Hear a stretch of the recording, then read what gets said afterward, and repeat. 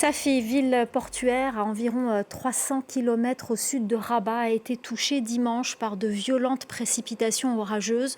Une crue a submergé des habitations. Au moins 37 personnes sont mortes dans ces intempéries. La correspondance à Casablanca de François Hume Ferkatadji.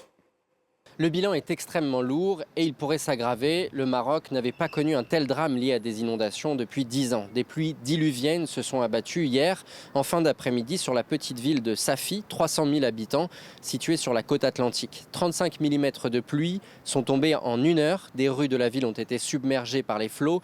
Des torrents de boue se sont déversés dans la Médina, où au moins 70 habitations et commerces ont été fortement endommagés, voire détruits. Certains habitants exprimaient leur colère ce matin. Le procureur général du roi auprès de la cour d'appel de Safi a ouvert une enquête afin de déterminer les causes réelles du drame. Les pompiers sont intervenus toute la nuit, parfois avec des petites embarcations, pour tenter de sauver des personnes prises au piège des eaux.